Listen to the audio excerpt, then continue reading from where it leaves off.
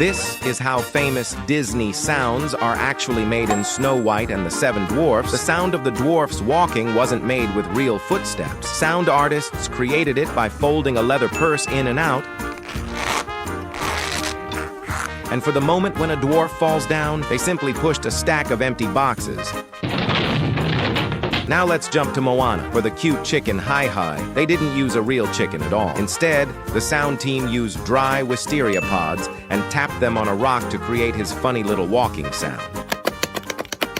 And for many of Moana's falling sounds, Auli'i Cravalho actually performed them herself. There's falling up, whoop, and then there's falling down. Ugh.